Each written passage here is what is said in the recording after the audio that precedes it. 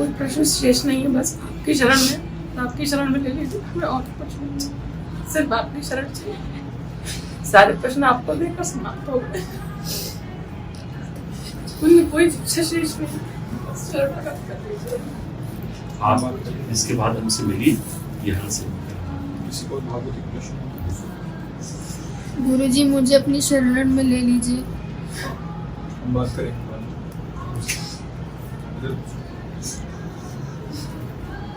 ये उनको शरण हाँ, जब यहाँ से जाना तो इनसे बात, ये लोग कुछ प्रश्न करते हैं, वो कैसे नाम है, या आप प्याज लहसुन तो नहीं खाते हैं, आपका क्या उद्देश्य है भगवत पर, तो हम एक एक से प्रश्न करें वही बार बार, क्योंकि ये सेवा इनको दे दी, तो आप इसमें बैठा कर प्रश्न कर लेते हैं, आपका पता, आपका नाम, और उनको लगा कि इसी बार में देना, तो इसी बार में अगर इनको लगा कि ये 2-4 बार आइए तो राधा वल्लभ श्री हरिवंश नाम रख लीजिए, वैसे ही, और फिर आज देखो हमारी तरफ से स्वीकृति ना भी हो और तुम्हारी तरफ से स्वीकृति हो जाए तो काम हो जाएगा। हम तुम्हें शिष्य बिल्कुल नहीं माने और आपने मन वचन कर्म से गुरु मान लिया, आपका काम हो जाएगा। और हम खुद चिल्लाएं कि आप हमारे शिष्य हो, लेकिन आप हमारी बात ना मानो तो काम नहीं होगा। द्रोणाचार्य जी ने एकलव्य को निकाल दिया कि हम तुमको धनुर्विद्या नहीं देंगे, हम राजपुत्रों को धनुर्विद्या देते हैं, उनको भील जंगल के हम तुम्हें नहीं देंगे। उन्होंने कहा हमने तो गुरु मान लिया आपको, मन से प्रणाम किया और वैसे ही आकृति मिट्टी की बना करके और रोज उनकी पूजा करके प्रणाम करके धनुष पे प्रत्यंचा चढ़ाते। तो अर्जुन को जो साक्षात द्रोणाचार्य जी ने सिखाया उससे कई गुना बढ़कर धनुर्धर एकलव्य था, कई गुना बढ़कर। जितने में अर्जुन ने एक बाण मारे, आवाज उसकी पूरी नहीं हो पाई और पूरा मुख बाणों से भर दिया। होगा ऐसा धनुर्धर, अर्जुन को आश्चर्य हुआ। नजदीक गए तो उन्होंने कहा कि तुमको और तुम्हारे गुरु को दोनों को हम प्रणाम करते हैं, इतनी श्रेष्ठ धनुर्विद्या तुम्हें किसने सिखाई, कौन है तुम्हारे गुरु? तो उनका भगवान द्रोणाचार्य। उनका ऐसा कैसे हो सकता है, तुम्हें कभी गुरु जी के पास देखा नहीं, और गुरु जी ने तो सर्वश्रेष्ठ धनुर्धर का मुझे आशीर्वाद दिया और मैं स्वयं निर्णय करता हूं कि तुम्हारे समान मैं धनुर्धर नहीं हूं। तो उन पूरी बात बताई। तो देखो शिष्य को गुरु ने हटा दिया, लेकिन शिष्य को हटा दिया, नहीं सिखाएंगे। शिष्य ने ठान लिया कि अब हमारे गुरुदेव तो आप ही, बात हो गई।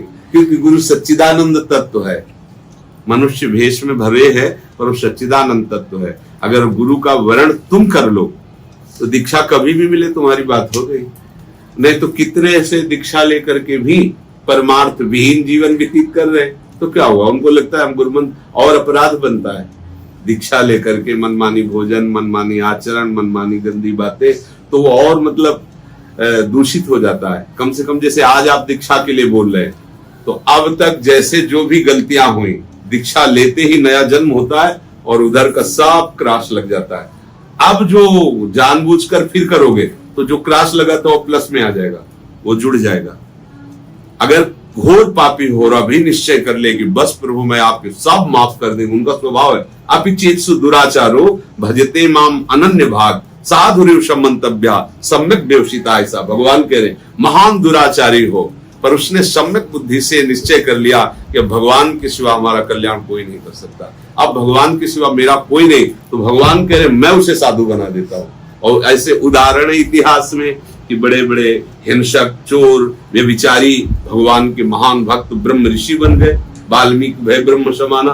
तो हमें अंदर से स्वीकार करना है गुरुदेव को और गुरुदेव के वचनों को, बस बात बन जाएगी। ये कोई सांसारिक संबंध नहीं है कि जैसे संसार में संबंध हम स्वीकृत कर लेते हैं बस हो गया, ऐसा नहीं है। इसमें आज्ञा पालन करे वही शिष्य, और आज्ञा उल्लंघन करके मनमानी आचरण करे तो सब नाटक हो जाता है। ये बाहरी नाटक, मान लो कंठी बांध ली, हम तिलक लगा लियो, अपने गुरु की अवहेलना करें, उनकी बात ना माने, तो हमारे हृदय में अध्यात्म शक्ति नहीं जागृत होगी। और अध्यात्म शक्ति जागृत नहीं हुई तो विकार पटकते रहेंगे, आपको समझ में ही नहीं आएगा परमार्थ का आनंद क्या है। एक भगवदानंद है, तो विषयानंद का त्याग करके भगवदानंद की अनुभूति करने पर ही आपको पता चलेगा कि शास्त्र जो जो बोल रहे सब सत्य है। अब विषयानंद का त्याग नहीं, भगवदानंद का अनुभव नहीं, तो लगता है कि क्या आनंद है, कुछ भी करो अंतिम में विश्राम तो विषयों में ही मिलता है। ये खा ले, ये सूंघ ले, ये देख ले, ये छू ले, ये भोग ले, भगवदानंद किसे कहते हैं? जब सही मार्ग में चलोगे तो जिन भोगों के लिए लोग एक दूसरे की हिंसा करते हैं वो भोग तुम्हें ऐसे दिखाई देंगे, मलवत बमनवत, रमा बिलास राम अनुरागी, तजत बमन जिम जन बड़भागी। जैसे कोई बमन उल्टी कर दे, देखने को मन, ऐसे देखने को मन नहीं होगा। और कहीं और भगवत दर्शन की लालसा जग गई तो ब्रह्मादिक के भोग सब विषम लागतता ही, नारायण ब्रजचंद की लगन लगी जाए। अब लगन लग गई, कैसे प्रभु को निहारूं, कैसे प्रभु से मिलूं, तो ब्रह्मादिक के भोग भी उसे विष के समान लगते हैं। ये पार्थिव मर्त भोगों की तो बात जाने दो। तो हमें लगन पूर्वक गुरुदेव का वर्ण करके गुरुदेव के वचनों के अनुसार चलना चाहिए। और जहां ऐसा चले बस बात बन गई। आपको मार्ग पूछना नहीं पड़ेगा, आपको दिखाई देगा ये मार्ग है, ये मार्ग। आगे आगे स्वयं भगवान आपको घसीटते चले जाएंगे। देखना तो अगर ऐसा ना हो तो हर जीव सकामता से चलता है, हर जीव अज्ञानता से ही चलता है और वो निष्काम और ज्ञानी हो जाता है। तो भगवान ही तो उसे प्रदान करते हैं ज्ञान, भगवान ही उसको पूर्ण काम करते हैं। तो उनकी आश्रय लेकर, उनकी शरण होकर गुरुदेव के बताए हुए उपासना में लग जाए, फिर कोई प्रश्न नहीं रहता। भगवान जब कृपा करते हैं तब संतों का सानिध्य मिलता है।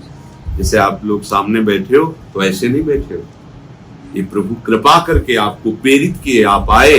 ये प्रभु का दुलार है कि अपने जनों से वो आपका संग करवा रहे हैं, अपने प्रति वो आकर्षण कर रहे हैं। नहीं तो हम संसार में इतने भूल जाते हैं कि रामकृष्ण हरि बोलने की इच्छा नहीं होती, बस वही संसार का चिंतन, वही भोगों का चिंतन। ऐसा लगता है यहाँ की उन्नति, यहाँ का विषय विलास, यहाँ का जन समुदाय, ये सब सत्य है, ऐसा लगता है। लेकिन बात ऐसी है जैसे स्वप्न, ऐसा ही है। भगवान शंकर कह रहे हैं, माँ कहूं मैं अनुभव अपना, सत हरि भजन जगत सब सपना। ये स्वप्निक है, बदलता चला जा रहा है, परिवर्तन होता चला, सब भाग रहे, विश्राम कहीं किसी को नहीं है, सब भोग रहे, विश्राम शांति किसी को नहीं, सब संग्रह कर रहे, तृप्ति किसी को नहीं। समझो तो ये भूत के लड्डू है, खाते खाते जीवन व्यतीत हो गया, पेट ही नहीं भर रहा, भोगते भोगते जीवन व्यतीत हो गया, कभी तृप्ति नहीं हो रही है। क्या ये कैसा जादू है भगवान का?